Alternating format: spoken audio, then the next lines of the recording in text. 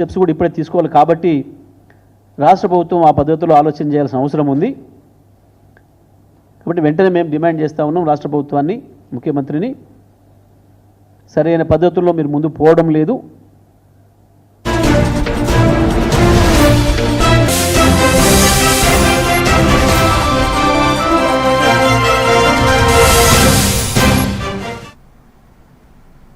ఏడాది పాలనను పురస్కరించుకుని అమరావతిలో నిర్వహించిన సమీక్షా సమావేశంలో ముఖ్యమంత్రి చంద్రబాబు నాయుడు కూటమి ప్రభుత్వ విజయాలను ప్రజల ముందు ఉంచారు.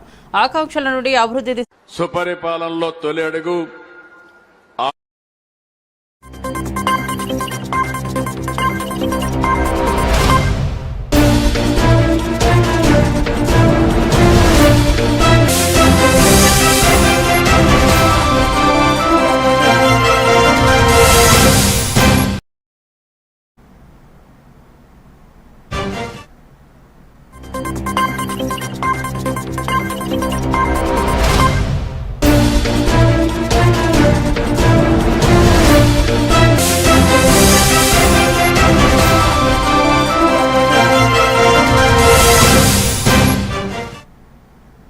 Welcome to A1 TV Telugu news. ఏడాది పాలనను పురస్కరించుకుని అమరావతిలో నిర్వహించిన సమీక్షా సమావేశంలో ముఖ్యమంత్రి చంద్రబాబు నాయుడు కూటమి ప్రభుత్వ విజయాలను ప్రజల ముందు ఉంచారు. ఆకాంక్షల నుండి అభివృద్ధి దిశగా తీసుకున్న తొలి అడుగులే ప్రజల్లో విశ్వాసాన్ని కలిగించాయన్నారు. గుడ్ గవర్నెన్స్ లక్ష్యంగా తీసుకున్న చర్యలు, ప్రజల సంక్షేమం కోసం అమలు చేస్తున్న పథకాలు, పునర్నిర్మాణ ప్రయాణంలో చేపట్టిన ప్రాజెక్టులపై ప్రజెంటేషన్ ఇచ్చారు. ప్రత్యేకంగా వ్యవసాయం, విద్య, ఆరోగ్యం, మౌలిక సదుపాయాల్లో సాధించిన పురోగతిని వివరించారు. పారదర్శక పాలనకు ఇదే ఆధారమని పేర్కొన్నారు. అధికార యంత్రాంగాన్ని ప్రజల సమస్యల పరిష్కారానికి దగ్గర చేసిన విధానాలపై కూడా స్పష్టత ఇచ్చారు. 3.5 ఏళ్లలో రాష్ట్రాన్ని అభివృద్ధి పథంలో నిలబెట్టే సంకల్పంతో ముందుకు సాగుతున్నామని చంద్రబాబు తెలిపారు. ఇకొండే ఇబ్బందులున్నాయి, కానీ ఎన్ని ఇబ్బందులున్నా చెప్పిన మాట నిలబెట్టుకోవడానికి ఈ ఎన్డీఏ కూటమి పనిచేస్తామని మరొకసారి మీ అందరికీ విజ్ఞప్తి చేస్తున్నా. అది చేసే బాధ్యత ఇకొండే యంత్రాంగం పైన ఉందని చెప్పి కూడా విజ్ఞప్తి చేస్తున్నాను. ఈ రోజు మీరు చూస్తే జూన్ 4వ తారీఖున 2024 దేశంలోనే అన్ప్రెసిడెంటెడ్ మ్యాండేట్ ఇచ్చారు. 94% స్ట్రైక్ రేట్. ఇంకో పక్క మీరు చూస్తే ఎన్డీఏ ప్రభుత్వం పైన ఒక నమ్మకం, ఒక విశ్వాసంతో ఓట్లేశారు. ఆ రోజు మేము ఎన్నికల్లో చెప్పాం, సూపర్ 6 చెప్పాం, ఎలక్షన్ మేనిఫెస్టో ఇచ్చాం. ఈ రెండు కూడా ఎప్పటికప్పుడు సమీక్ష చేసుకుంటూ అధికార యంత్రాంగం కూడా గుర్తుపెట్టుకోవాల్సింది, ఈ రోజు ప్రజాస్వామ్యంలో ప్రభుత్వాలు కొన్ని హామీలు ఇచ్చి వస్తాం. ఆ హామీల్ని చిత్తశుద్ధితో మనందరం కలిసి అమలు చేసే బాధ్యత కూడా యంత్రాంగం పైన ఉంటుంది. అదే పొలిటికల్ గవర్నెన్స్ అని చెప్పి కూడా నేను మీకు తెలియజేస్తున్నా. ఇంకో పక్కన ఒకసారి చూస్తే అంత మునుపు ప్రభుత్వం టోటల్ గా వారు చేసిన పరిపాలన వల్ల ఇన్వెస్టర్స్ లో నమ్మకం పోయింది. ఎక్కడ చూసినా అవకతవకమైన ధ్వంసాన్ని క్రియేట్ చేసే పరిస్థితికి వచ్చారు. యువతకు ఉద్యోగాలు లేవు, లా అండ్ ఆర్డర్ మొత్తం భ్రష్టు పట్టిపోయే పరిస్థితికి వచ్చింది. చాలా సమస్యలు వచ్చాయి. ఇంకో పక్క ఇర్రేషనల్ 3 క్యాపిటల్ మోడల్, 3 రాజధానులు ప్రపంచంలో ఎక్కడా సక్సెస్ కాలేదు. అలాంటి సిద్ధాంతాన్ని తీసుకొచ్చి 5 సంవత్సరాలు 3 ముక్కలాటాడి కడాన రాష్ట్రానికి క్యాపిటల్ లేకుండా చేసే పరిస్థితికి వచ్చారు. ఇంకొక పక్క పోలవరం ప్రాజెక్ట్. తంబిడిహట్టి వద్ద పచ్చదనం పేరుతో మాటలే పలికే బీజేపీ నేతలు తమ ప్రభుత్వాలున్న కేంద్రం, మహారాష్ట్ర నుండే అనుమతులు తెచ్చుకోలేరా అంటూ బీఆర్ఎస్ సీనియర్ నేత మాజీ ఎంపీ బోయిన్పల్లి వినోద్ కుమార్ ప్రశ్నించారు. తమ్మిడిహట్టి ప్రాజెక్టుకు కావాల్సిన అనుమతులు 2 ఏళ్లలో తెచ్చి రేవంత్తో కలిసి కొబ్బరికాయ కొట్టాలని బండి సంజయ్కు సవాల్ విసిరారు. 152 మీటర్ల వద్ద నీటి నిల్వ కోసం బీజేపీ చొరవ చూపడం ఎందుకు లేదు? కేంద్రంలో మంత్రులుగా ఉన్న కిషన్ రెడ్డి, బండి సంజయ్ ఏమి చేస్తున్నారో నిలదీశారు. మాటల కంటే కార్యాచరణ అవసరమని, ప్రజల పట్ల మోసపూరితంగా వ్యవహరించొద్దని హెచ్చరించారు. కేవలం విమర్శలు చేయడం కాదు, అభివృద్ధి కోసం అనుమతులు తెచ్చే ప్రయత్నం చేయాలని డిమాండ్ చేశారు. ప్రజల కోసం నిజంగా పనిచేస్తే మాత్రం ప్రతిపక్షానికైనా అభినందనీయమన్నారు. పేరిట అదే విధంగా అవగాహన లోపం ఉంటే తెలుసుకొని మాట్లాడొచ్చు, కానీ అది కూడా కార్కున్న ఎజెండా కేసీఆర్ని, బీఆర్ఎస్ పార్టీని, తెలంగాణ ఉద్యమ నాయకుల్ని కించపరచడానికే నేను పుట్టినాను అనుకుంటాను. కాళేశ్వరం ప్రాజెక్టు ఇదివరకు ప్రాణహిత చెవెళ్ళ పేరిట వైఎస్ రాజశేఖర రెడ్డి గారు 2007లో ప్రకటన చేశారు. 7 లింకులు 28 ప్యాకేజీలతోని రాజశేఖర రెడ్డి గారు ఉన్నప్పుడే టెండర్ పిలిచిండ్రు. దాని మళ్ళా 40,300 కోట్లను సవరించి మళ్ళీ డిపిఆర్ సబ్మిట్ చేశారు. పనులు ప్రారంభం కాకముందే 17,000 కోట్లు అన్నారు. దాన్ని 40,000 కోట్లతోని డిపిఆర్ చేసి ఢిల్లీకి పంపించారు రాజశేఖర రెడ్డి గారు. తుమ్మడి హట్టి దగ్గర ప్రాజెక్టు పనులు ప్రారంభం కాకముందే చివరి భాగా నుండి ప్రారంభం చేసిండ్రు పనులు. కాంగ్రెస్ పార్టీ ప్రభుత్వం 7,800 కోట్లు ఖర్చు పెట్టిండ్రు. దాదాపు తుమ్మడిహట్టి దగ్గర ప్రాజెక్టు కట్టకుండానే, బ్యారేజ్ గురించి ప్రయత్నం చేయకుండానే అక్కడ దాకా పోయినరు. నువ్వేమైనా పనులు ప్రారంభిస్తే ఆ నష్టం నువ్వే భరించాలే, మాకు సంబంధం లేదు, మీకు కట్టనివ్వము అని చెప్పి మహారాష్ట్ర కాంగ్రెస్ ముఖ్యమంత్రి, ఆంధ్రప్రదేశ్ అప్పుడు ఉమ్మడి రాష్ట్రం కాబట్టి ఇక్కడ ముఖ్యమంత్రికి రాసిన లేఖలు ఇవన్నీ చరిత్ర. మిస్టర్ బండి సంజయ్, నేను ఒకటే అడుగుతున్నా, ఇప్పుడు ఢిల్లీలో ప్రధానమంత్రి బీజేపీ మోడీ గారు, మహారాష్ట్రలో ఫడ్నవీస్ గారు బీజేపీ, తెలంగాణ నుండి క్యాబినెట్ లో 2 ఉన్నారు, కిషన్ రెడ్డి గారు, బండి సంజయ్ గారు. ఇప్పుడు మీరు కట్టియండి, ఎవడొద్దన్నాడు? తుమ్మడి హట్టి దగ్గర ప్రాజెక్టు కట్టు బండి సంజయ్ 152 మీటర్స్ తోని కట్టిస్తే నీకు బ్రహ్మరథం పడదాం. మేము 152 మీటర్ల దగ్గర తుమ్మడి హట్టి దగ్గర ఫడ్నవీస్ గారి దగ్గర పర్మిషన్ తీసుకొచ్చి కొబ్బరికాయ కొట్టు. నీ మిత్రుడు రేవంత్ రెడ్డి ఉన్నాడు కదా, మీరు ఇద్దరు కలిసి కొట్టండి. 2 నెలలు టైం ఇస్తారండి, ఇంకా తర్వాత నేను మాట్లాడతాను. బండి సంజయ్ గారికి ఈ కాళేశ్వరం ప్రాజెక్టు పైన అవగాహన లోపం, అదేవిధంగా వైఎస్ఆర్సీపీకి చెందిన వారితో ఎలాంటి పనులు చేయకూడదని, వారికి సాయం చేస్తే అది టీడీపీకి నష్టమవుతుందని మాజీ మంత్రి, టీడీపీ సీనియర్ నేత యనమల రామకృష్ణుడు సంచలన వ్యాఖ్యలు చేశారు. పార్టీ శ్రేణులతో సమావేశంలో మాట్లాడిన ఆయన, వైసీపీ నాయకులు లేదా కార్యకర్తలు ఎవరైనా సాయం కోరితే స్పష్టంగా చేయలేమని చెప్పాలని సూచించారు. వైసీపీ ప్రభుత్వ హయాంలో టీడీపీ శ్రేణులు ఎన్నో కష్టాలు పడ్డాయని, ఇప్పుడు అధికారంలోకి వచ్చిన తర్వాత వైసీపీకి సంబంధించి ఎవరిపైనా సానుభూతి చూపడం తగదన్నారు. పార్టీ కోసం పోరాడిన నాయకులు, కార్యకర్తలు నిబద్ధతతో వ్యవహరించాలని చెప్పారు. వైసీపీ విధ్వంస రాజకీయాలకు బదులుగా టీడీపీ శ్రేణులు క్రమశిక్షణతో, స్పష్టతతో ముందుకు సాగాలని యనమల పిలుపునిచ్చారు. శక్తివంతమైన రాజకీయ ప్రత్యుత్తరమే వైసీపీకి సరైన సమాధానమని స్పష్టం చేశారు.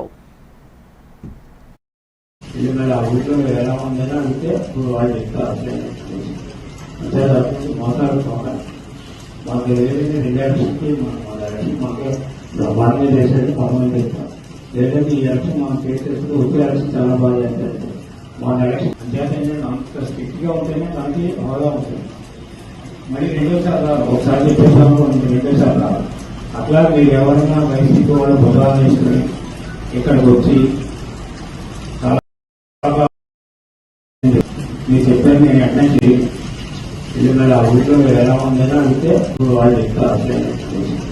అంతే తప్ప మోసాలు మాకు ఏదైతే 2 ఎలక్షన్కి మాకు బాగా చేసేది పర్మనెంట్ చేస్తాం.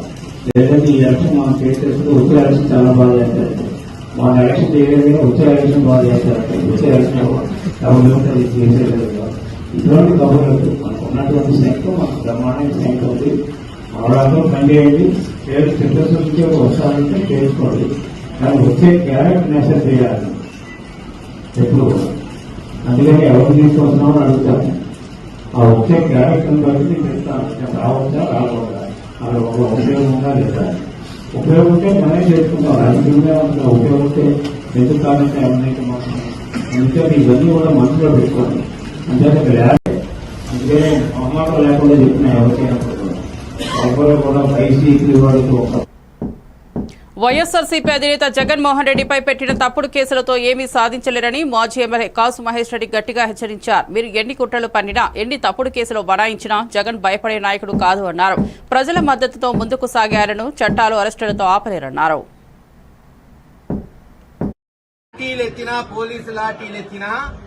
అంగుళం కదలని యూత్ ఎన్ఎస్యుఐ విభాగమే వైఎస్ఆర్సీపీ పార్టీ అని తెలియజేస్తున్నాం.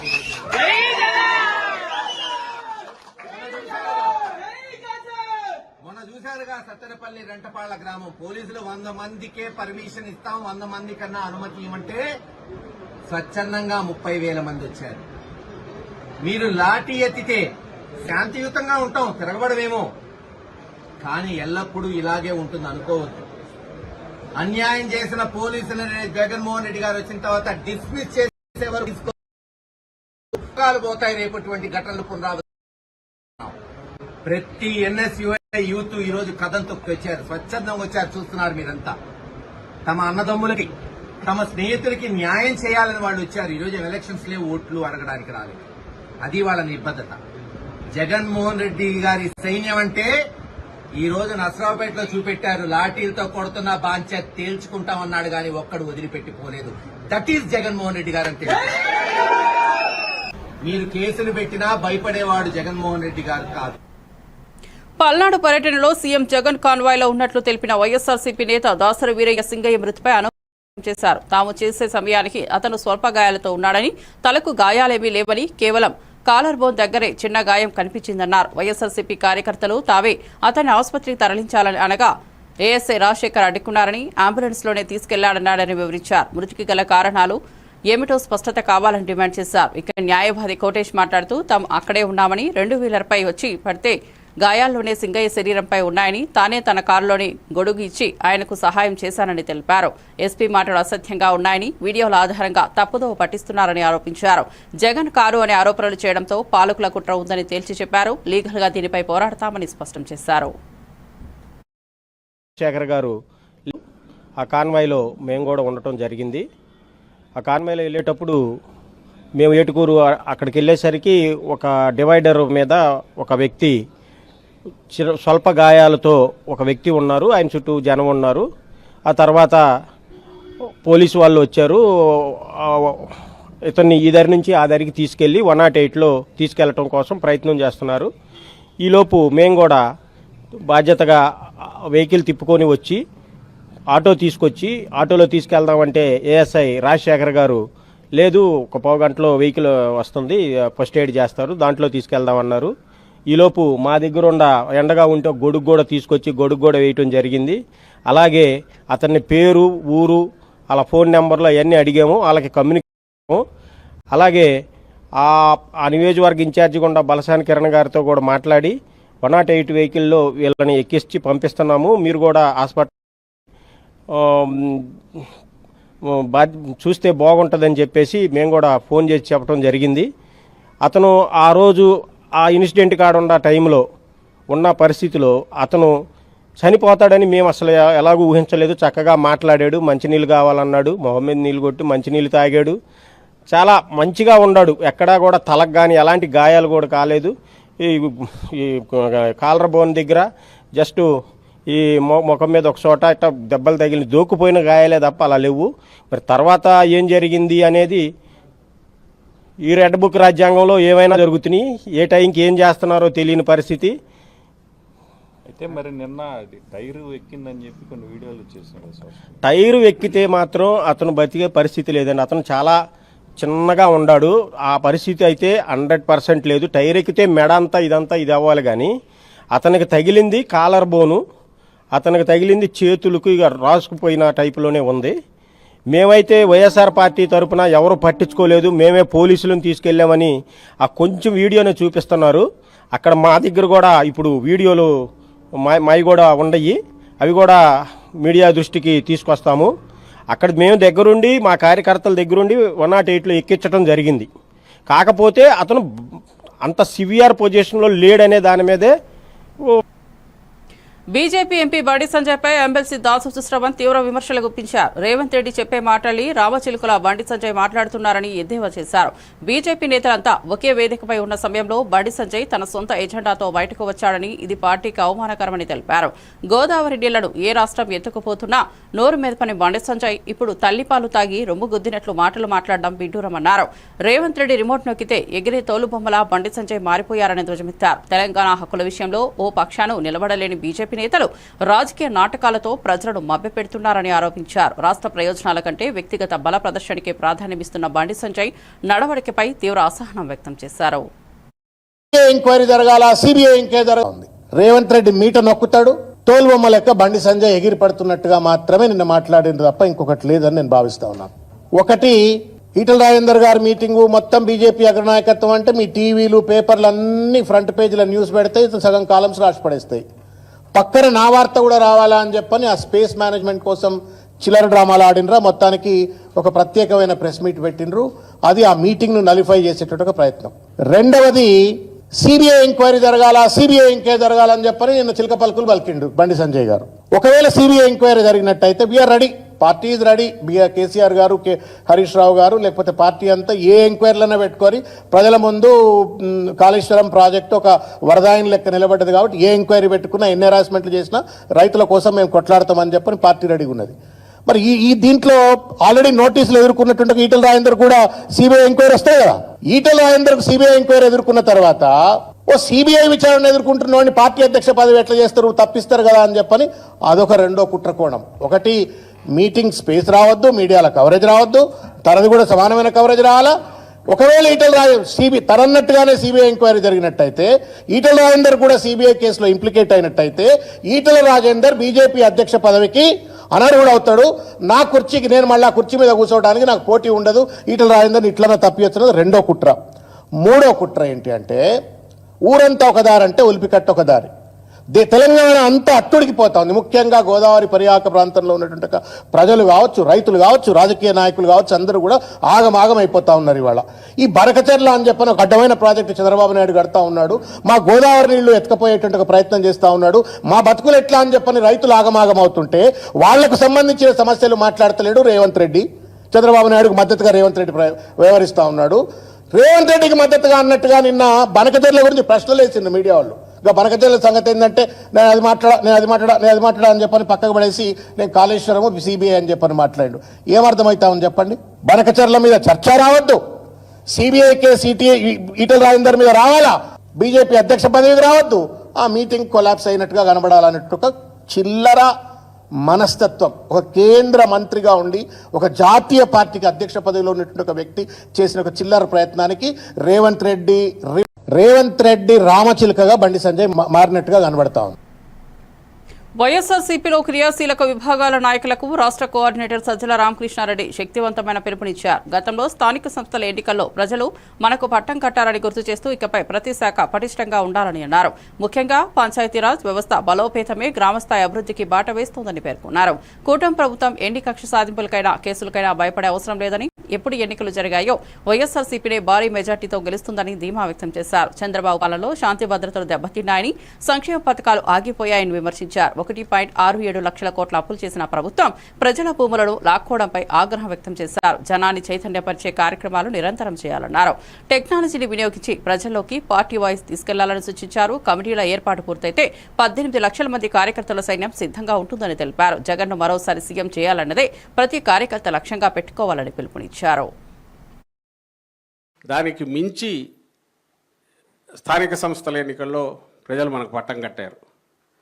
మీ అందరూ అంతగా నిలబడ్డారు గట్టిగా. దానికోసం పార్టీ తరఫున సర్పంచుల స్థాయిలో ఏదైతేమి ఎంపీటీసీలు, జెడ్పీటీసీలు ఇవన్నీ కూడా అంతా 80 మున్సిపల్ ఎన్నికలు 80-90% మధ్యనే మన విజయం. బహుశా చరిత్రలో అరుదైన విజయం అది. అంటే ఎంటైర్ స్టేట్ కంప్లీట్ అసెంబ్లీ దగ్గర నుంచి కింది వరకు మొత్తం వైఎస్ఆర్సీసీ తప్ప ప్రతిపక్షం అనేది లేకుండా ఇదైంది. అయితే రకరకాల కారణాల వల్ల అదే మనకు ఇబ్బంది కూడా క్రియేట్ చేసింది. ఎందుకంటే మనమే ఎక్కువ ఎక్స్పోజర్, ఎక్కడ పోయినా మనమే ప్రాబ్లమ్స్ మీరే ఫేస్ చేయాల్సి వచ్చింది కింద. నెక్స్ట్ దీన్ని సంస్థాగతంగా మనం బలపడము, అలాగే మనం నెక్స్ట్ అధికారం లేకొచ్చినాక మీ విభాగం కానీ స్థానిక సంస్థల ద్వారా మనకు దక్కిన అధికారాలను, మనకున్న అవకాశాలను మన నాయకత్వం స్థానిక సంస్థల ద్వారా చేయదగ్గ పనులు పూర్తి స్థాయిలో ప్రజలకు ఉపయోగపడే రకంగా, at the same time party కూడా ఉపయోగపడే రకంగా మీ నాయకత్వం మరింత పటిష్టమయ్యేలాగా స్థానిక సంస్థల్లో ఎవరైతే ప్రజాప్రతినిధులు ఉంటారో వాళ్ళు చేసే దిశగానే గట్టిగా ఆలోచనలు సాగుతున్నాయి. అందులో భాగంగానే గతంలో లేని ప్రాముఖ్యత దీనికి ఇవ్వాలనేది అధ్యక్షులు నిర్ణయించారు. పంచాయతీరాజ్ విభాగము సత్తెనపల్లి ఘటనలో సింగయ్య మరణంపై పోలీసులు తీసుకున్న చర్యలు న్యాయపరంగా సందేహాస్పదమని వైఎస్ఆర్సీపీ లీగల్ సెల్ అధ్యక్షుడు మనోహర్ రెడ్డి తీవ్రంగా విమర్శించారు. కోర్టు తీర్పులను ఉల్లంఘిస్తూ నాన్ బెయిలబుల్ సెక్షన్ల కింద కేసులు నమోదు చేయడం అన్యాయమని తెలిపారు. పోలీసులు చూపిన వీడియోపై ప్రజల్లో అనేక అనుమానాలు ఉన్నాయని, అది ఏఐ టెక్నాలజీతో రూపొందించబడినదని ప్రచారం ఉన్నా పోలీసులు దానిని పరిగణలోనికి తీసుకోలేదని విమర్శించారు. ఘటనకు సంబంధించి వీడియో ముద్దు తర్వాత 5 నిమిషాల ఫుటేజీని రిలీజ్ చేయాలని డిమాండ్ చేశారు. మాజీ సీఎం జగన్ వాహనాన్ని నడిపింది ప్రభుత్వం ఉద్యోగులు ఏఆర్ కానిస్టేబుల్ అని, అతనిని అనేక ఏళ్ల డ్రైవింగ్ అనుభవం ఉందని తెలిపారు. అతని విచారణలో కూడా గమనించదగిన నిర్దిష్టం లేకపోవడం పోలీసుల అరాచకత్వానికి నిదర్శనమన్నారు. ప్రమాదం జరిగిందని అనుకున్న డ్రైవర్పై బెయిలబుల్ సెక్షన్ల కింద కేసులు పెట్టాలి, కానీ కారులో ఉన్న వారందరిపై నాన్ బెయిలబుల్ సెక్షన్లు పెట్టడం పూర్తిగా కక్ష సాధింపు చర్య అని ఆరోపించారు. సంవత్సరాలుగా కారులు నడపడంలో నిష్ణాతుడు అతను. స్టేట్మెంట్లో కూడా ఎక్కడ మాకు ఎలాంటి ఇది ఆనవాళ్ళు కూడా దొరకలేదు. మాకు అసలు ఏదైనా చిన్న కుక్క కారు కింద పడినా కానీ వెంటనే శబ్దం వస్తుంది, అట్లాంటిది ఏంది జరగలేదని పోలీసు విచారణలో చెప్పినట్టు తెలుస్తూ ఉంది. మరి మొదటి రోజైతే టాటా సఫారీ ప్రైవేటు వాహనం ఢీకొనిందని చెప్పి వాళ్ళకు బెయిల్ ఇచ్చి ఆ వాహనాన్ని సీజ్ చేసిన వాళ్ళు 3 రోజుల తర్వాత కథ ఎందుకు మార్చారు? ఎందుకు ఎస్పీ గారు మళ్ళీ ఇంకో ప్రెస్ మీట్ పెట్టారు? ఎందుకు సంబంధం లేని వ్యక్తులను చట్ట వ్యతిరేకంగా డ్రైవర్ పైన ఏదైనా కేసు పెట్టారనుకుంటే ఏదో ర్యాష్ అండ్ నెగ్లిజెంట్ డ్రైవింగ్ కింద సహజంగానే పెట్టింటారులే అని అనుకోవచ్చు. కానీ అందులో ప్రయాణిస్తున్నటువంటి మాజీ మంత్రులు, తర్వాత మాజీ ఎమ్మెల్యేలు, తర్వాత మాజీ ముఖ్యమంత్రి గారిపైనే కేసు పెట్టడం దేనికి సంకేతం? ఇది కక్షపూరిత రాజకీయాలు కావా? తర్వాత గతంలోనే 2015, 2016 సంవత్సరాల్లో చంద్రబాబు కాన్వాయ్ ఢీకొని 2 వ్యక్తులు చనిపోయారు. కానీ వాళ్ళపైన కేసులు ఆ రోజు చంద్రబాబు గారి పైన కేసులు పెట్టలేదు. తర్వాత వైఎస్ జగన్ గారి వాహనం నడిపింది కూడా ఇంటెలిజెన్స్ పర్యవేక్షణలో ఉన్నటువంటి ఏఆర్ కానిస్టేబుల్, అతనే డ్రైవర్గా ఉన్నాడు. మీ డిపార్ట్మెంట్కు చెందిన వ్యక్తే అతను అనేక సంవత్సరాలుగా కారులు నడపడంలో నిష్ణాతుడు. అతను స్టేట్మెంట్లో కూడా ఎక్కడ మాకు ఎలాంటి ఇది. బీజేపీ ఎంపీ బండి సంజయ్ కాళేశ్వరం ప్రాజెక్టుపై మాట్లాడిన తీరుపై బీఆర్ఎస్ ఎమ్మెల్యే పాడి కౌశిక్ రెడ్డి మండిపడ్డారు. బ్రిడ్జ్ కట్టడం చేతకాని దద్దమ్మ బండి సంజయ్, నువ్వు కాళేశ్వరం లాంటి విశ్వ ప్రాజెక్టుపై మాట్లాడతావా అని విమర్శించారు. కాళేశ్వరంతో ఆయకట్టు పెరిగిందా లేదా అనే అంశంపై చర్చకు సిద్ధమా బండి సంజయ్ అని సవాల్ విసిరారు. కరీంనగర్ చౌరస్తాలో ఓపెన్ డిబేట్కు రావాలని పాడి స్పష్టం చేశారు. ఆయకట్టు పెరిగిన గణాంకాలతో రూపణకు తాము సిద్ధమని తెలిపారు. ప్రజల జీవితాలను మార్చిన ప్రాజెక్టుపై అసత్య ప్రచారం చేయడం దారుణమని ధ్వజమెత్తారు. బీజేపీ నేతలు నిరాకరణ రాజకీయాలకే పరిమితమైపోయారని, అభివృద్ధిపై చర్చకు తలదించుకునే పరిస్థితిలో ఉన్నారని వ్యాఖ్యానించారు. కేంద్ర 2 సార్లు ఎంపీ అయినావు, కేంద్ర హోంమంత్రి అయినవా బాబు? నువ్వు కేంద్ర హోంమంత్రి అయి ఉండి నువ్వు కనీసము కాళేశ్వరం గురించి నువ్వు మాట్లాడుతూ ఉన్నావు. మా వినోద్ కుమార్ గారు కేసీఆర్ గారి నాయకత్వంలో హుజురాబాద్ నియోజకవర్గంలో కమలాపూర్ మండలంలో ఉప్పల్లు బ్రిడ్జ్ రాష్ట్రం నుంచి కట్టే 45 కోట్ల రూపాయలతో కంప్లీట్ చేసి పెడితే 4 సంవత్సరాలు అవుతుంది వినోద్ కుమార్ గారు కంప్లీట్ చేసి. నువ్వు ఎంపీ అయి దాదాపు ఒక టర్మ్ అయిపోయింది, సెకండ్ టర్మ్ అయి ఆల్మోస్ట్ 2 సంవత్సరాలకు వస్తుంది.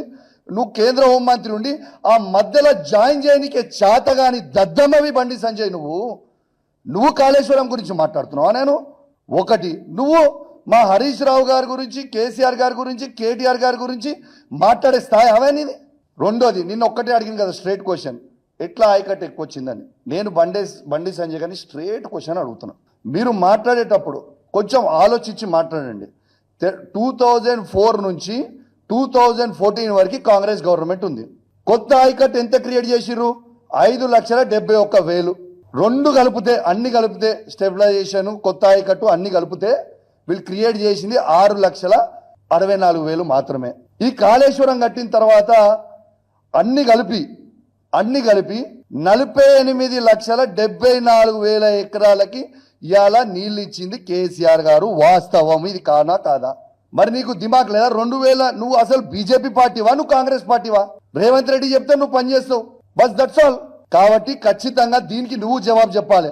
2004 నుంచి 2014 వరకు 6 లక్షల, నువ్వు అడిగిన దానికే మేము జవాబు చెప్తున్నాం, 6,64,000 మాత్రమే ఉండే. ఎస్, మేము వచ్చిన తర్వాత 48,73,000 కేసీఆర్ ఇచ్చిండు. దీనికి నీకు దమ్ముంటే మాకు వినోద్ కుమార్ సింగయ్య మృతిపై టీడీపీ ఎల్లో మీడియా కావాలని రాద్ధాంతం చేస్తోందని వైఎస్ఆర్సీపీ సీనియర్ నేత బొత్స సత్యనారాయణ మండిపడ్డారు. విశాఖలో జరిగిన మీడియా సమావేశంలో మాట్లాడిన ఆయన అసలు సింగయ్యను జగన్ కాన్వాయ్లోని వాహనం ఢీకొట్టలేదని మొదట స్వయంగా ఎస్పీనే చెప్పారు. తర్వాత మాత్రం రాజకీయ ఒత్తిడితో మాట మార్చారని ఆరోపించారు. ఎస్పీ ఇలా ఎందుకు మాట్లాడాలో అందరికీ తెలుసన్నారు. సత్తెనపల్లిలో జగన్ పర్యటన సందర్భంగా పోలీసులు భద్రత కల్పించడంలో విఫలమయ్యారని, మాజీ సీఎంకు కనీస గౌరవం కూడా ఇవ్వలేదని మండిపడ్డారు. జగన్ వెళ్లిన ప్రతి దేశంలో ప్రజల స్పందన విపరీతంగా ఉంటుందని, అదే కొందరికి గుండె మండేలా చేస్తోందన్నారు. కూటమి ప్రభుత్వం జిమిక్కులు పక్కన పెట్టి ప్రజలకు ఇచ్చిన హామీలపై దృష్టి పెట్టాలని సూచించారు. రాష్ట్రంలో పాలన పూర్తిగా దిగజారిపోయిందని విమర్శించారు. ఎల్లో మీడియా కథనాలకే పోలీసులు పనిచేయడం వల్లే న్యాయం ఎక్కడో మాయం తప్పిందని బొత్స వ్యాఖ్యానించారు. డ్రైవర్ ప్రభుత్వ డ్రైవరే ఉంటాడు కదా, ఆ వెహికల్ చుట్టూ ఇచ్చినప్పుడు కాన్వాయ్కి నువ్వు పర్మిషన్ ఇచ్చావు కదా, ఎస్కాట్ వెహికల్స్ ఇచ్చావు కదా, మరి దానికి రోప్ పార్టీ ఉండాలి కదా, మరి రోప్ పార్టీ ఎక్కడుంది చెప్పానండి. అంటే నువ్వు భద్రత ఇవ్వలేదని అర్థం. మరి ఉంటే ఆ ఇన్సిడెంట్ జరిగినప్పుడు మరి నీ పోలీస్ వ్యవస్థ ఎక్కడ ఉంది? ఏమయ్యారు నీ పోలీస్ వ్యవస్థ? ఎందుకు మరి ఇంకో వెహికల్ అని చెప్పింది మీ ఎస్పీ ఆయన మాటల్లో చెప్పాడు. ఇంకో చూమడతాను వినండి. ఆయన ఎస్పీ తాలూకా మొదటి రోజు ఏం చెప్పాడో, తర్వాత 2 రోజులు పోయిన తర్వాత ఏం చెప్పాడో స్వయాన్న మీ అందరికీ చూమడతాను వినండి.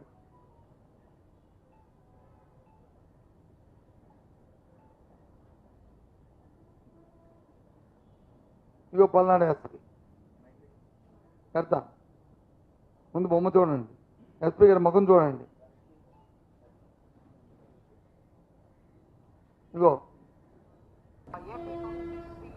001 అనే టాటా సఫారీ వెహికల్, అది కాన్వాయ్ భాగం కాదు, ఒక ప్రైవేట్ వెహికల్. దాంట్లో తగిలి కిందకి పడిపోయారు. దానిపైన వెహికల్ షోల్డర్ లో ఎక్కడం జరిగింది. ఆ వెహికల్ ఉన్న డ్రైవర్ ప్రభుత్వ డ్రైవరే ఉంటాడు కదా. యాదవ, గొల్ల, కురుమలకు తీరని అన్యాయం చేసిన కాంగ్రెస్ ప్రభుత్వానికి రాబోయే స్థానిక సంస్థల ఎన్నికల్లో బొంద పెడతామని మాజీ కార్పొరేషన్ చైర్మన్ దూదిమెట్ల బాలరాజు యాదవ్ హెచ్చరించారు. సంక్షేమ పథకాలలో విభజన ప్రాధాన్యత లోపంతో బీసీలను తక్కువ చేసిన కాంగ్రెస్ ప్రభుత్వం తాజాగా మంత్రివర్గ విభజనలో కూడా అవమానం చేసిందని ఆగ్రహం వ్యక్తం చేశారు.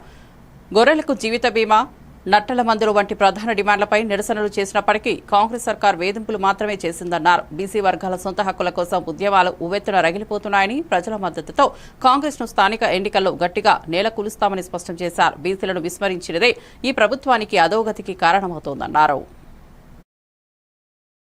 సోదరులకు సూనుండి యాదవ్ కుర్మ సోదరులందరికీ అకౌంట్లలో 2 లక్షల రూపాయలు వేస్తామని చెప్పినారు.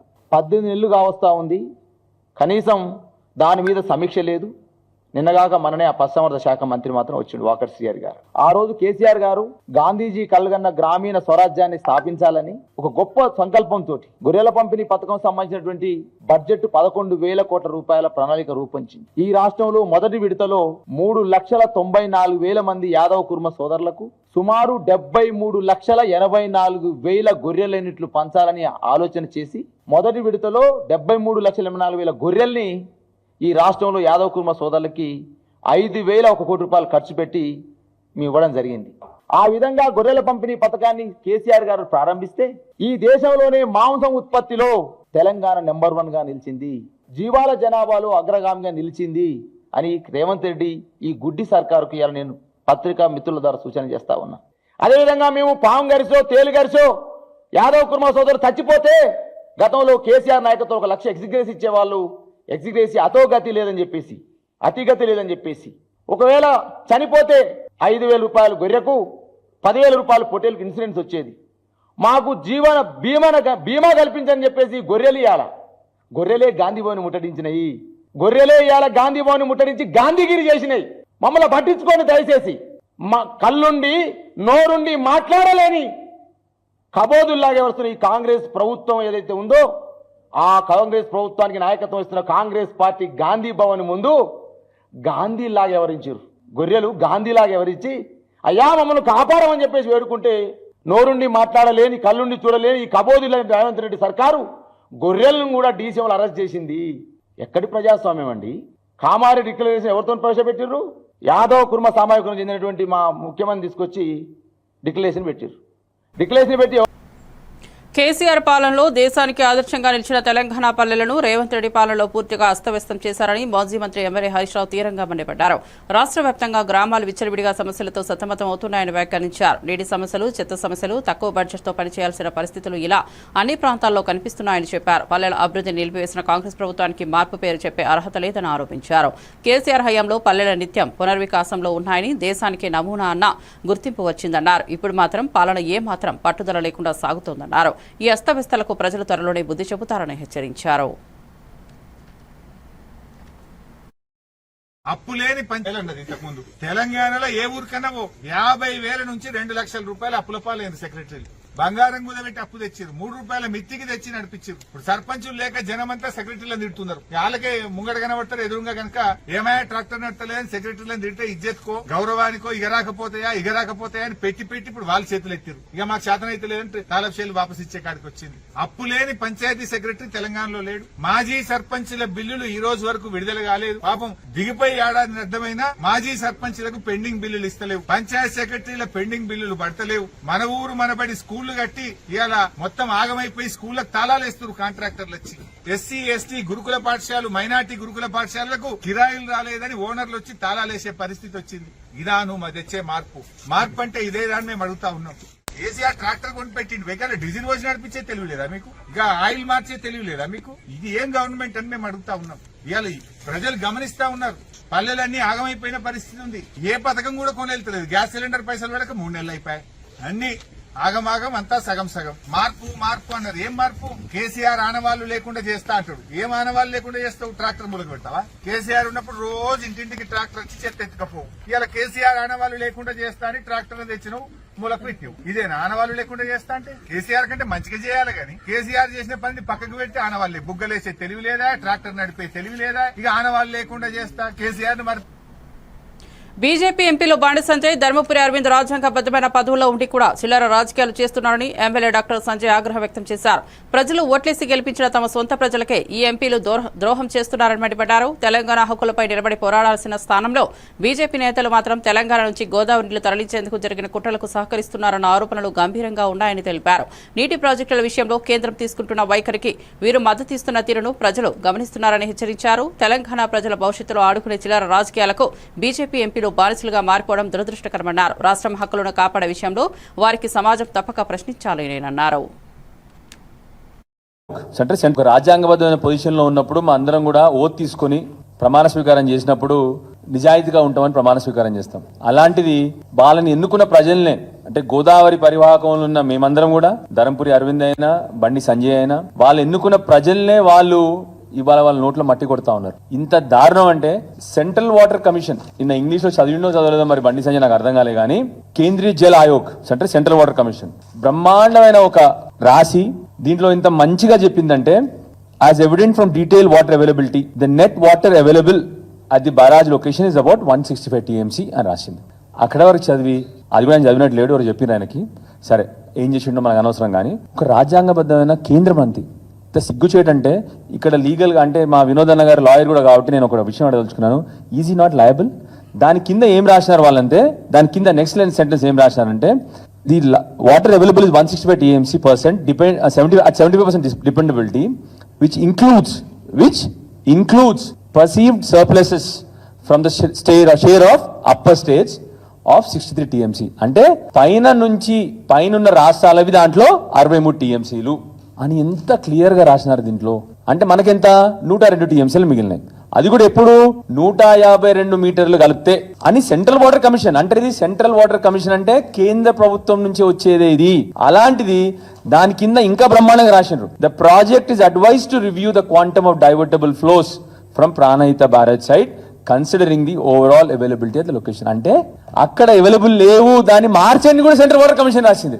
అంటే నీ గోదావరి నీళ్లు మనకు వద్దు అని చెప్పి నువ్వే చెప్తున్నావు. నువ్వు బండి సంజయ్, ధర్మపురి అరవింద్ గారు, మీ ప్రజలు మిమ్మల్ని మోసపోయి ఎన్నుకున్నారు. ఇప్పుడన్నా మిమ్మల్ని ఎన్నుకున్న తర్వాత అన్నా దయచేసి ప్రజల్ని మోసం చేయకండి. ఇది సెంట్రల్ వాటర్ కమిషన్ ఇచ్చే రిపోర్ట్.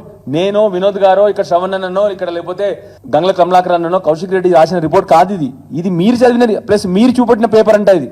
మరి మీరు ఏం చదివినారో నాకు అర్థం కాదు, మీకు ఎవరు చెప్పినారో నాకు అర్థం అవ్వట్లేదు. నాకు మీ సెంట్రల్ వాటర్ కమిషన్ ని కూడా మీరు వక్రీకరించి మాట్లాడినారు ఒక కేంద్ర మంత్రి అంటే మన రాజకీయాల విలువలు ఎక్కడ పోతున్నాయో మీరు ఆలోచన చేయాలి. మీ స్వంత తల్లి గోదావరి, ఆ గోదావరి తల్లిని మరిన్ని అప్డేట్స్ కోసం చూస్తూనే ఉండండి ఏవన్ టీవీ తెలుగు న్యూస్.